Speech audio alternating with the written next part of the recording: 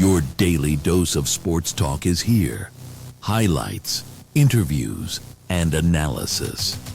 From the entertainment capital of the world, SportsWrap with Jason Page starts now.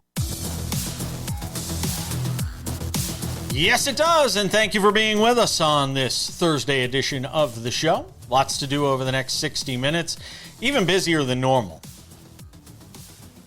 which we'll get to here. What's dominating the news of the day is this thing that we'll get to here in the big story, but there is a lot of news to talk about. Coming up a little later on, a settlement in the antitrust lawsuit, Front Row Sports, 23XI Racing, and NASCAR. I had planned to do a whole segment on how bad this antitrust case was for NASCAR, and then the two sides settle. So Sam Yarnell and I will have some thoughts on that. There is news to get to from football. Interesting comments made yesterday by a couple of stars of the league, Travis Kelce and Joe Burrow. I want to read between the lines a bit in what they're saying, because I think it's an important conversation to have on both of them. We'll do that coming up a little later on. Bill Bender normally joins us from the Sporting News on Mondays to talk about college football. He was on assignment on Monday, so he couldn't talk with us. But there is a lot to talk about in college football. Obviously, Notre Dame and what has taken place there over the last 4 days since the college football playoff final bracket and rankings were announced. There is that to get into, a whole bunch from college football, including what we're about to talk about right now in the big story. And the big story on this Thursday is Sherrone Moore. And who saw this coming? I mean, look, outside, the conspiracy theory websites and message boards that fans flock to complain about their favorite team. 1 out of every 100 things you read as rumor on a message board wind up being true. Well, this was the 1 in 100. Sherrone Moore yesterday was fired for cause, and I think it's important to mention that. We'll get into that here in a second, by the University of Michigan for an inappropriate relationship with a staffer at the university. Now, we're still getting all the details. And again, there's a lot of things that I've been told sort of off the record, secondhand, from people that know what's going on at Michigan about this entire case. And I'm not going to get into all of it today because, frankly, a lot of it is still yet to be substantiated. What we do know is Sherrone Moore, according to Ward Manual and the powers that be at the University of Michigan, which is why he was fired for cause, was carrying on an inappropriate relationship with somebody at the university. Now, keep in mind, Sherrone Moore is married. Sherrone Moore has 3 kids. And again, that's more of a moral conversation than it is a legal or a reason for the school to fire him conversation. The reason they're firing him isn't because he cheated on his wife. They're firing him because he allegedly had a relationship with a staffer at the university where he works. Then the story got more complicated. Sherrone Moore was arrested a short time after being fired by the university because he's being investigated on a potential assault charge. Now, Dan Wetzel with ESPN, so credit to him, who's had great reporting on this from the get-go, says no charges are expected to be filed on Thursday, but he is still being held by authorities. They could probably hold him for up to a certain amount of time before they have to press charges. I watch enough Law & Order SVU, you start to figure these things out. But now it gets into the much larger conversation of the culture at Michigan. A culture in which it started with Jim Harbaugh and everything that transpired under his watch, to handing off the program to one of his subordinates in Sherrone Moore, and where we are today. And that's the big question, is how does this program go forward? How does this university go forward when it comes to sort of cleaning up its act? How is it going to sort of convince people, convince boosters, convince people pouring money into NIL, convince the players at the university to stay, convincing players not to jump into the transfer portal and leave the cupboard bare in this offseason for Michigan football? Bryce Underwood, I'm talking about you. How do you do that now if you're a school that's had back-to-back issues with your head coaches? From Jim Harbaugh, who was able to bolt to the NFL after winning a national championship under a cloud of controversy. And now it's Sherrone Moore. These are big questions. And I don't know if Ward Manuel's the guy that ultimately should be the one in place to answer those questions. That's something that the powers that be at a much higher pay grade than even Ward Manuel are going to have to figure out, because he's overseen this period of Michigan football, which, while it has a national championship, it comes with a lot of baggage. Then there's Sherrone Moore himself. And what happens to him? He's 38 years old. He's 38 years old. It reeks of the Ime Udoka situation all over again, doesn't it? It feels like we're talking about a very similar story. A coach on the come, a coach on the rise, this opportunity at Michigan. I think he went 18-8 over his 2 seasons in 1 game there. He beat Ohio State, which is always one of the big things you have to do if you're in that position. What happens to Sherrone Moore? We saw Ime Udoka, and he was able to take a year off, and then the Houston Rockets were waiting there and said, hey, we'll hire you. Is that opportunity going to be there for Sherrone Moore? It's certainly not going to be at the collegiate level, at least you wouldn't think. I have to wonder if what this means for a guy that's just 38 years old. How do you recover from something like this? I've heard a lot of people suggest that Jim Harbaugh should be the first one to lend a hand to Sherrone Moore. Will Jim Harbaugh do that? Because Sherrone Moore certainly had to pick up the pieces after Jim Harbaugh left things in tatters at the University of Michigan. Will Jim Harbaugh now return the favor and welcome Sherrone Moore into his fold? Can he do that? Does he have enough clout? Has he had enough success in the NFL, enough success with the Los Angeles Chargers that maybe next season he could bring in Sherrone Moore to try and help repair his image? There are a lot of details that are going to come out in the coming hours and days on this. We're only in chapter 1 of what's probably going to be a very long and complicated book on the final days of Sherrone Moore at Michigan. Probably lawsuits with him trying to get the money that he's owed by the university, that they now don't have to pay him because they fired him with cause. We'll continue to follow it, and we'll continue to discuss it coming up in a couple of minutes. Our friend Bill Bender from the Sporting News talks college football with us next.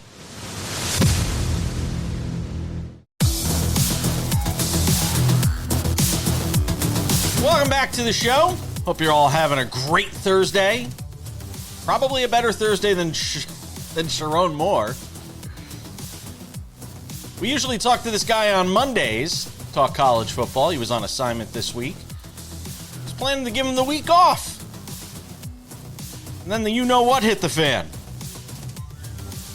Bill Bender is here from the Sporting News.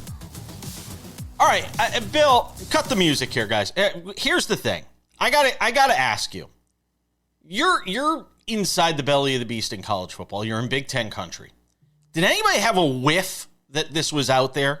That this story was percolating somewhere? Sometimes there's things I'm sure you can't tell us that you hear in certain circles. Did anybody know this thing with Sherrone Moore was going on?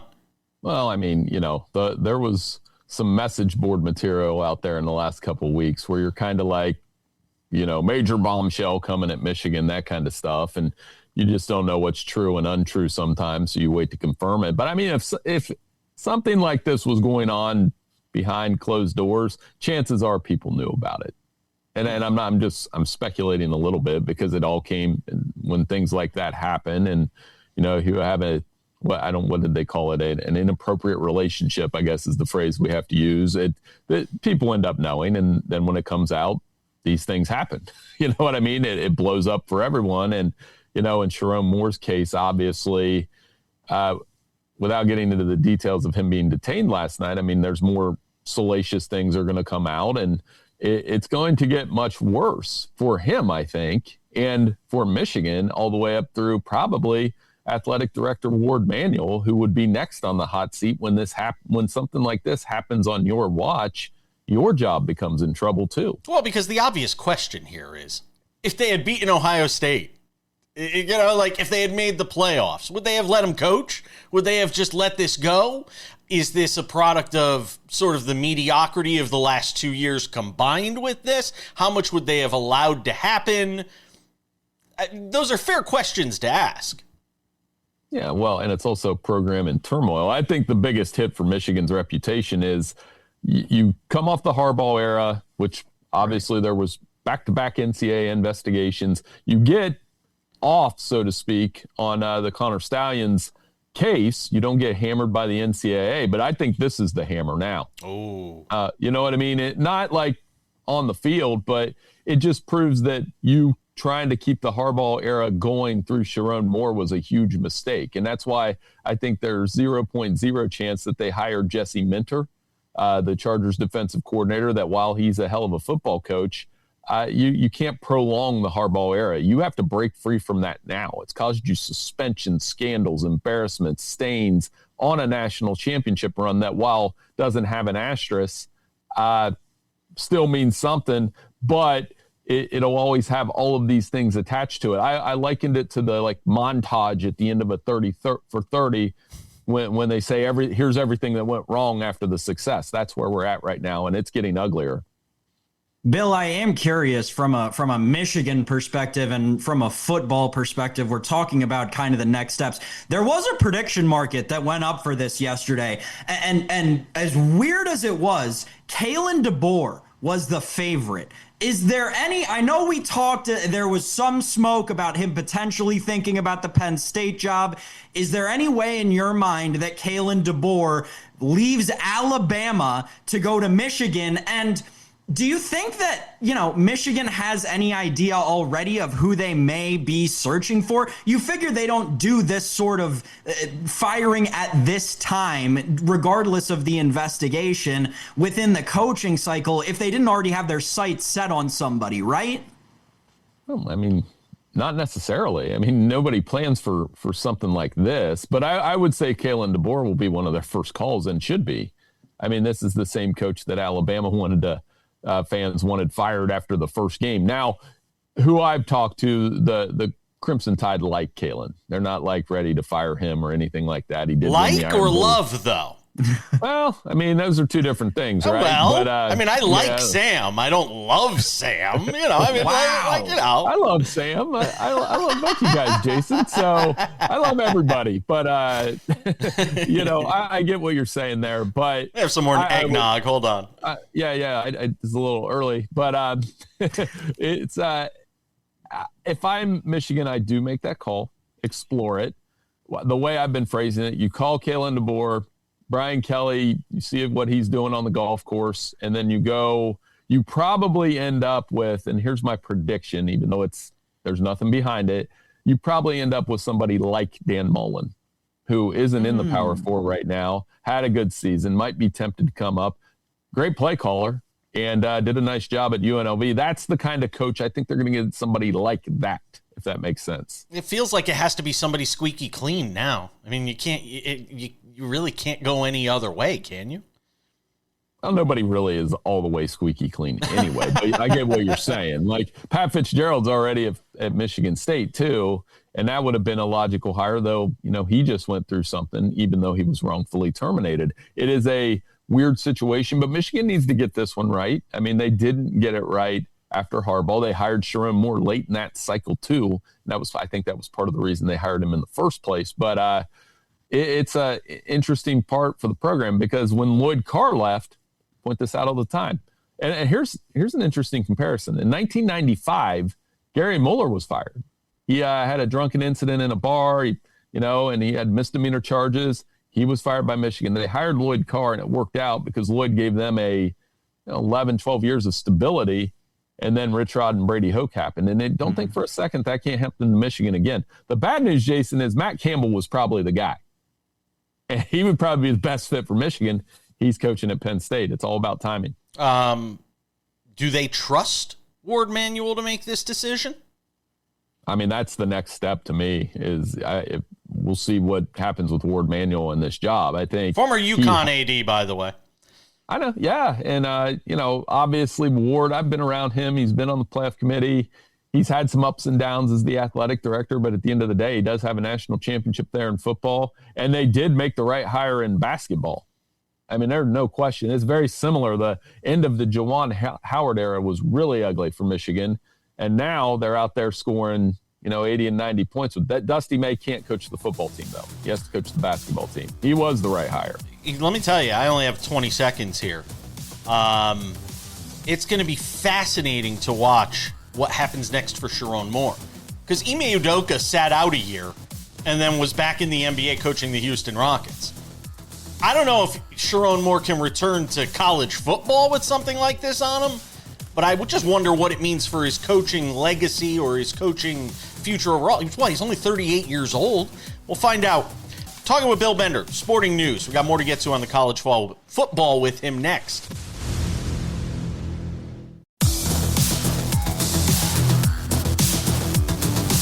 Continuing the conversation on college football with the one and only Bill Bender, Sporting News, college football writer. Hangs out with us on the show. Just to put a bow on all of this, and then there's a lot that I want to get to in a very short amount of time. Does Sherrone Moore coach again somewhere that matters? I'm not talking like D2 or FCS. Not that those places don't matter, but you get my drift. I mean, it'll depend on what the results of him being detained are. I mean, if he's charged with a serious crime, the answer would probably be no, and you don't want to speculate on what those allegations might be. Now, if this is, rumor and, like I said, message board material, maybe. Art Briles is coaching again. Like you said, I mean, it happened, not at a major university. I mean, look, I have sources too, and what I'm hearing is this was, and again, this is just what I'm hearing, is this was him going home, to an angry wife, and it might have been a dust-up, but I don't think this is going to rise to the level of something that he's not coaching anywhere ever again because of it. But, again, it remains to be seen. Bill, what does it mean for Bryce Underwood looking ahead towards next year? I mean, this is a Michigan team that just got the number 1 recruit in the nation, or top 5 recruit in the nation, I should say, last season. Now this all happens. What do you make of Bryce Underwood's chances to enter the portal?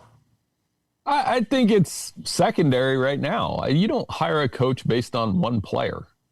Like if Bryce Underwood leaves, Bryce Underwood leaves. It's not like he had a monster season.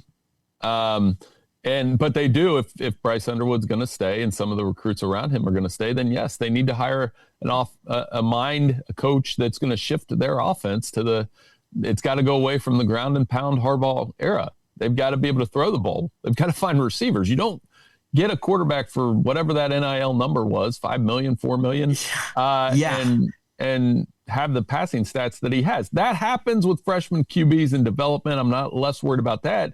But you have to surround him with success and let him cook, as the kids like to say. And if he doesn't do it there, then he might end up at LSU with Lane.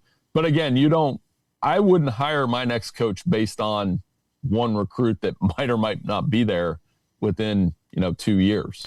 Move to Notre Dame. I just before we get into the Irish and how Pete Bavacqua and all these guys are handling this and the reaction to it, on the Marcus Freeman stuff, is it just smoke? This idea of there being an NFL job appealing enough to lure him away, like the Giants, or is ND going to do everything it has to keep him in place? I think those are rumors. You never know. You and I went back and forth a little bit about Notre Dame on Sunday. I think it's absurd they were left out. I just absolutely absurd.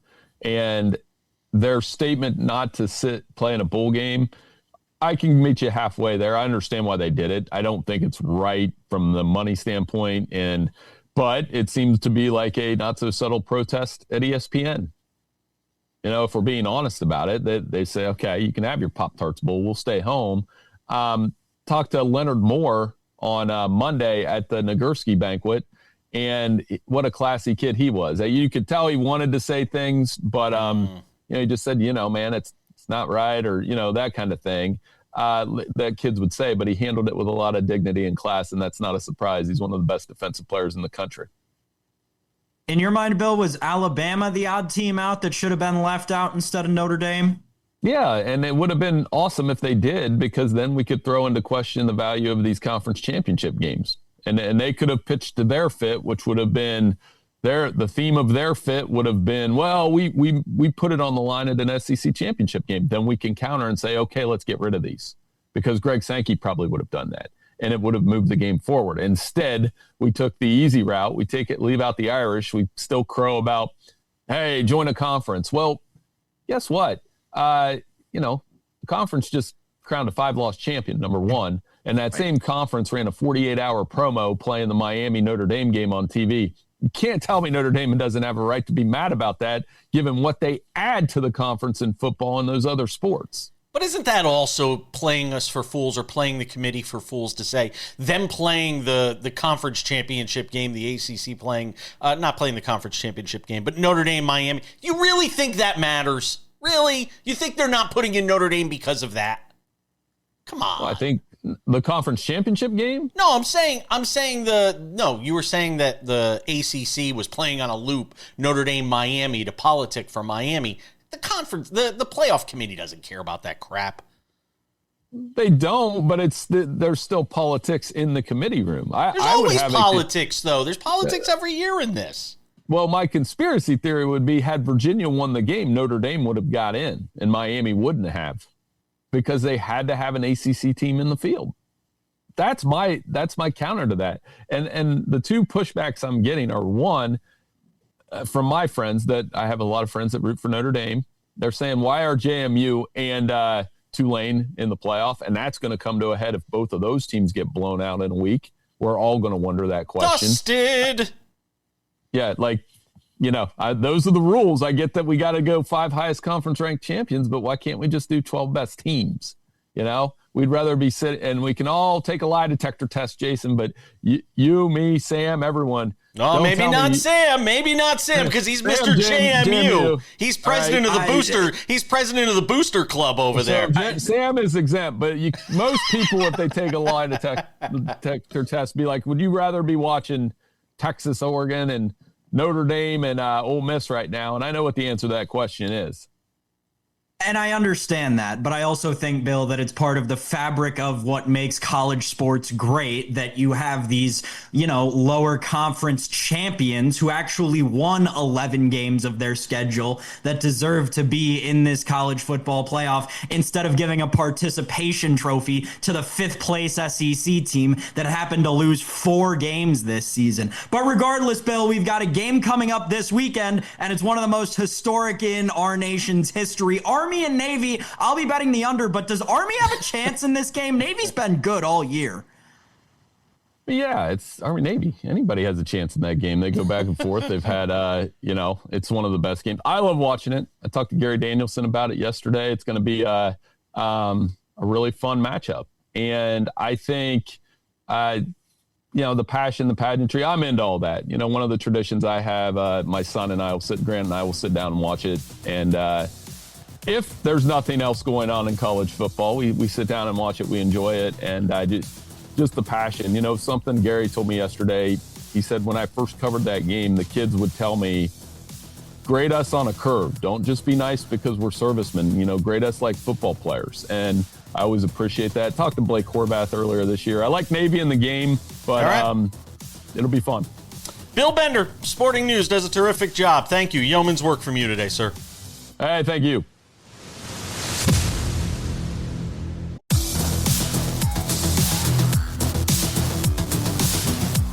Welcome back to this Thursday edition of the show.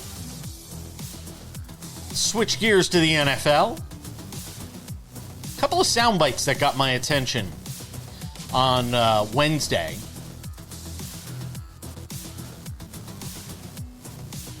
Sam Yarnell rejoins us.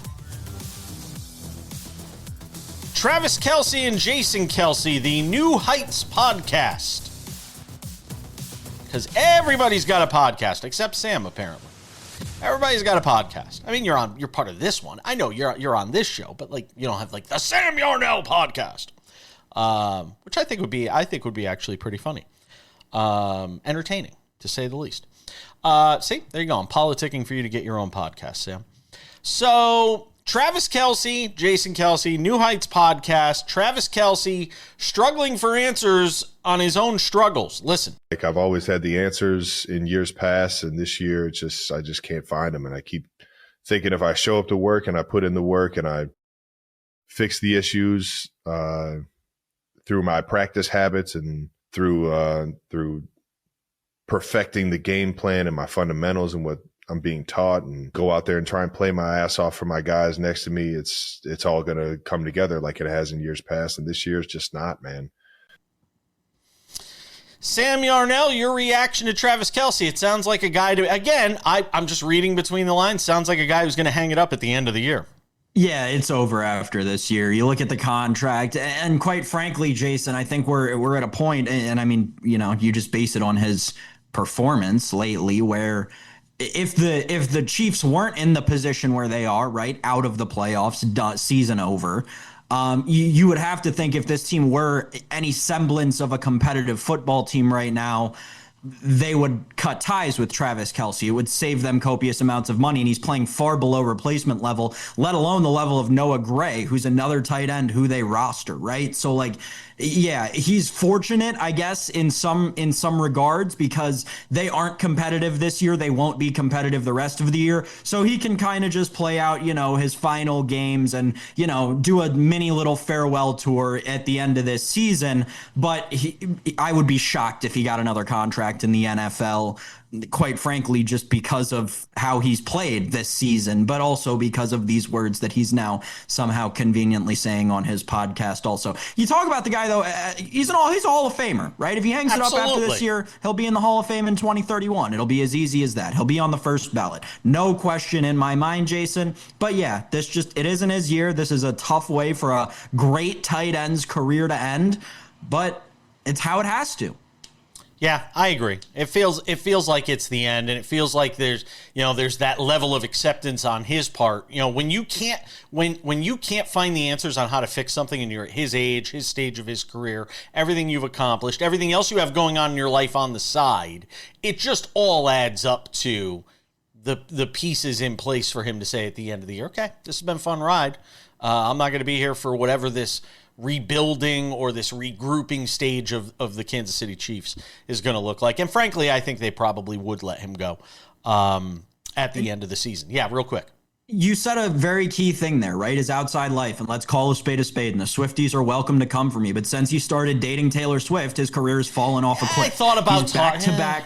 He's back-to-back suffering career lows in receiving yards outside of his rookie season, where he played one single game that he didn't start, right? So any season where he's played more than 2 games, career lows across the board, right? It's just not good for Travis Kelce. He's clearly been distracted by his outside life, and he's ready to start that life. It's okay. I think it's the combination of that plus, his age and where he is at this, at this stage of his life. I think it's a combination of the things. All right, Joe Burrow.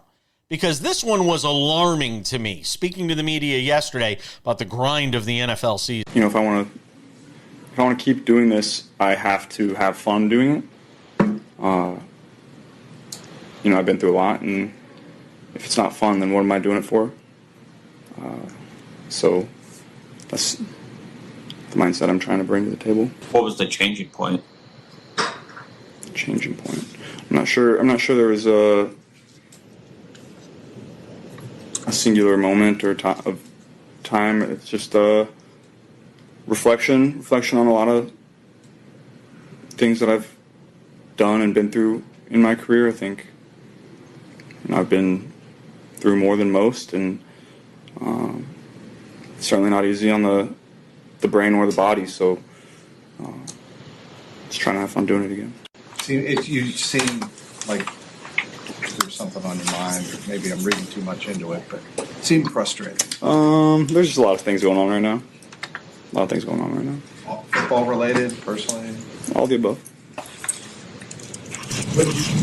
That very last part is the most telling. There's something going on here, Sam. And look, we don't know what his mental state is, and this is getting into a whole nother realm. Athletes and mental fragility, and athletes opening up about some of the things going on with them mentally. This sounds like a guy that's just had it. whether it's because of the injuries, what the team's putting around him, or what the organization's putting around him. This sounds like a guy that's just had it. Yeah, so I'm now convinced that the Bengals have looked into trading Joe Burrow. This seems to be the result of an ownership conversation with him, because if you look at his contract year over year, they save dozens of millions of dollars each year where they trade him, whether it be before or after June 1st. In my mind, it means one thing. They're looking at trading Joe Burrow, and they told him that they're looking at trading him. It's how this franchise operates financially, right? Save where you can, and right now that means cutting ties with Joe Burrow. I wonder if he'd be okay with that, Sam. Me too, but it doesn't sound like it. No, not in the moment. But I wonder when he has a chance to take a deep breath after the season, if there might be a better situation out there for him. That's a possibility as well. There 100% is. Oh, yeah. Yeah. Minnesota. We're coming back. NASCAR, a bit of a mess with Michael Jordan right now.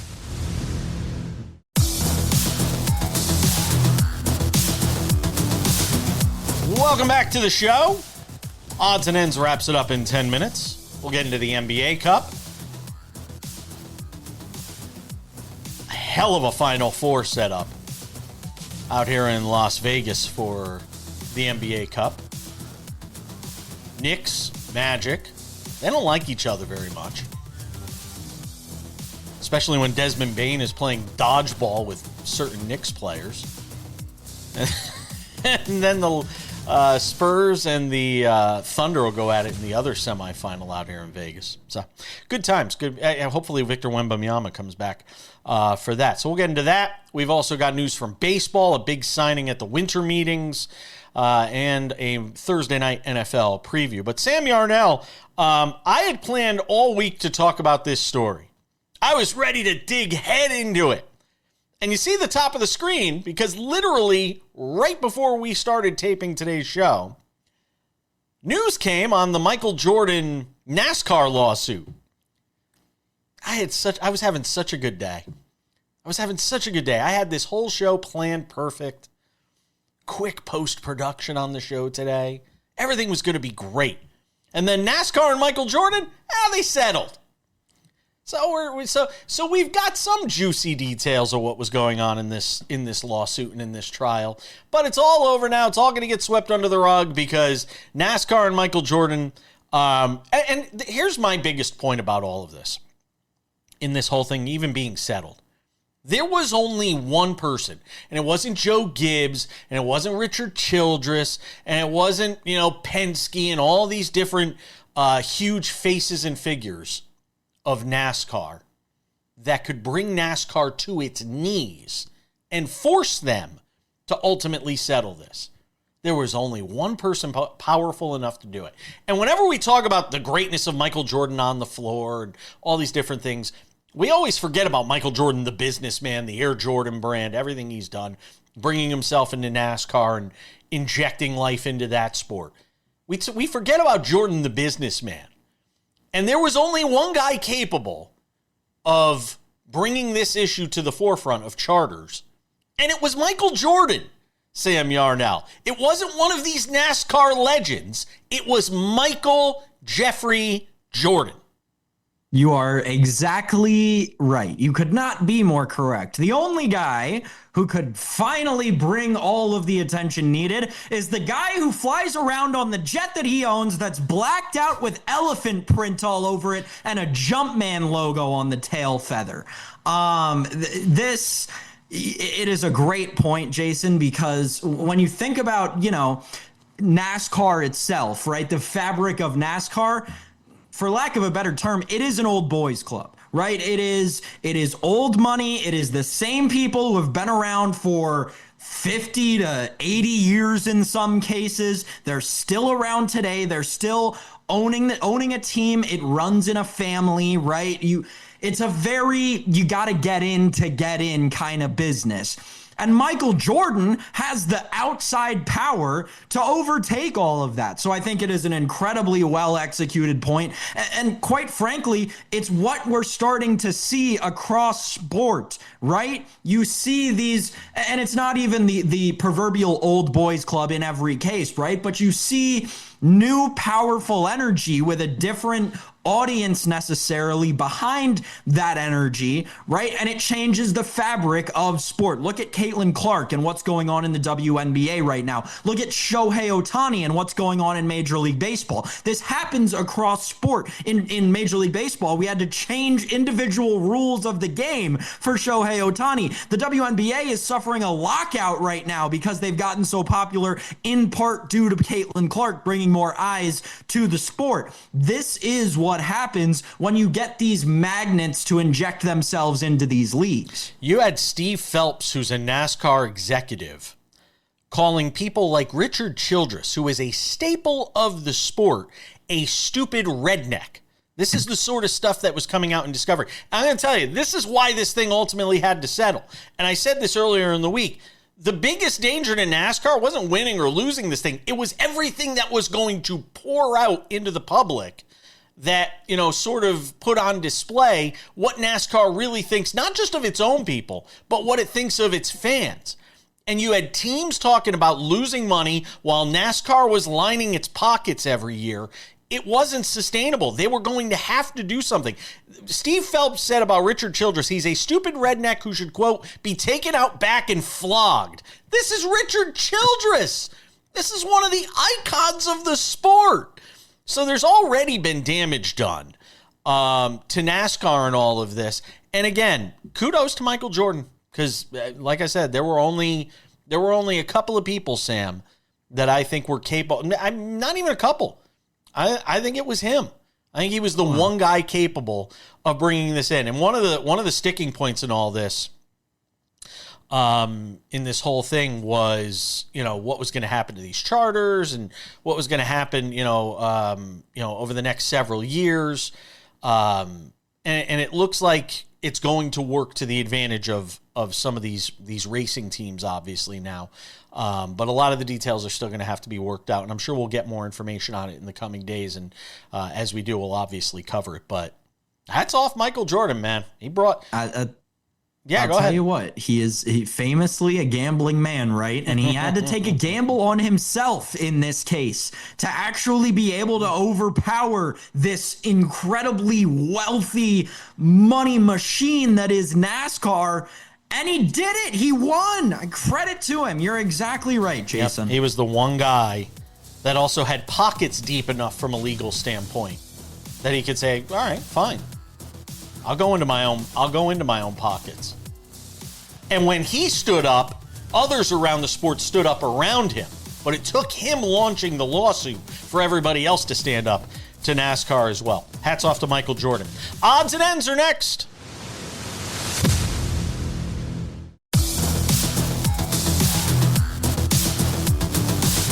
All right. Before we wrap things up with odds and ends, a couple of reminders. If you haven't done so yet, make sure to subscribe to the Sports Wrap with Jason Page podcast, available on all your favorite podcasting platforms. Spotify, Apple Podcasts, YouTube Podcasts, iHeartRadio, TuneIn, Odyssey, Amazon, and a whole bunch more. 45 minutes sitting there for you every early afternoon. Listen to what everybody else is watching. So we have that for you. Also, the Sports Wrap with Jason Page YouTube channel. If you have not checked this out yet, it is all things Sports Wrap with Jason Page. We've got the show there Monday through Friday, the TV version of the show. Commercial free. It's waiting for you. And a pro tip, you could usually catch it on YouTube early in the afternoon before you can watch it anywhere else. So I don't know what you're waiting for. Subscribe to the Sports Wrap with Jason Page YouTube channel. In addition to the show being there, we have clips from the show, but even better, we have Sports Wrap shorts. These are 1 to 3 minutes long. When news breaks, we break right in on YouTube, and we have Sports Wrap shorts there. Quick clips, quick hitters, quick opinions, highlights from some of the biggest games at night as well. We had LeBron's crazy, insane dunk last night, which we'll get to in just a moment here in Odds and Ends. In a loss against the Spurs. Everything you need is on that Sports Wrap with Jason Page YouTube channel. Sports Wrap shorts are also available on our TikTok, Sports Wrap Jason Page, and on our Instagram, Sports Wrap Jason Page. And ladies and gentlemen, without any further delay, on this Thursday, time for some odds and ends. Odds and ends, Sam Yarnell. The semifinals are set. The Final Four for the NBA Cup in Las Vegas this weekend. Knicks and Magic in the first game on Saturday night, I believe, at 5:30 p.m. Eastern, followed by the Spurs and the Thunder. And as much as I wanted to see the Lakers and the Thunder play in one of those semifinals, I got to be honest, this is a better matchup. The Spurs are the Spurs are the Spurs. I had a text exchange with our buddy Stan Van Gundy last night, and I said to him, the foil for the next 10 years for the Thunder and the dynasty that they have the potential of being is going to be the San Antonio Spurs. That's it. It's a lock to me. I don't think it's Denver. I don't think it's the Lakers. I don't think it's Houston. The foil is going to be in their own conference, and it's going to be the San Antonio Spurs, Sam.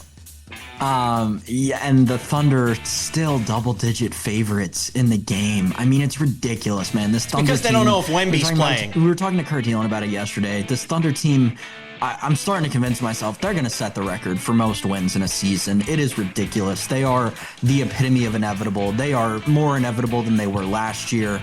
It is incredible what this Thunder team is doing, man. They are squashing everybody. The 74 win number is now plus 280. 74 or more is down to plus 280. The 75 plus, which yesterday was 680 when we talked to Kurt Dillon, is down to plus 450. Yeah, they're going to do it. They're going to do it. 76 wins is at plus 750. Bet it now. 77 or more is plus 1260. The only value now, bet every number now. The only value now really is 76 plus. No, there's value everywhere. 75 plus they are is plus going 450. to go for that record, and they're going to break it. If you can find a plus sign next to it, I might put every free bet I get on that bet until it cashes. Fair enough. Maybe you want to bet on the Orioles being better next year. They signed Pete Alonso at the winter meetings, 5 years, $156 million. Orioles fans have been dying for that team to make a splash in free agency. They do it in this one, bringing in the polar bear, Sam. The Orioles they're doing something this offseason. They're having the offseason everybody wished they would have had last offseason, because they're also rumored to be in talks with the Nationals for a potential Mackenzie Gore trade, which would be incredible for Baltimore. I think that the Orioles they're trying to make this push, Jason Page. They're trying to become one of these gauntlet teams in Major League Baseball. By the way, speaking of your Washington Nationals, I did not know they got Harry Ford. Yes. That's a great move for that team. They got Harry Ford, one of the top prospects in baseball, coming to the Washington Nationals. I love what they're building down there. By the way, the Mets didn't even make Alonso an offer.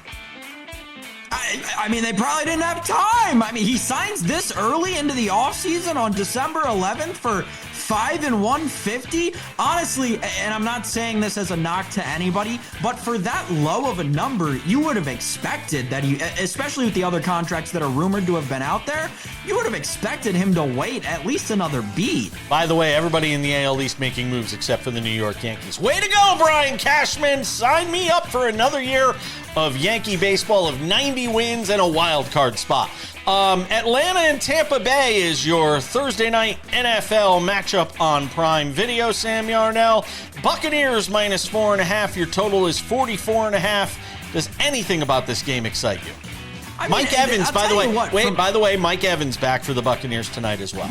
Yes, and there's another wide receiver who's back for the Bucks, and I cannot remember which one it is right now, because that is a loaded wide receiver. Matter. Yeah, it's all right. But regardless, which is why I lean over. Thank you for getting into my handicap. That is why I lean over. Bucks are finally getting healthy. Falcons, maybe they can finally score points with Kirk Cousins. I'd lean over. Number makes no sense to me. 4.5 on the Bucks should be a touchdown or more. It smells. Yeah, I'm not touching it. But I like the over. I'm not touching. I'll tell you on the over. How's that? I'll tell you on the over.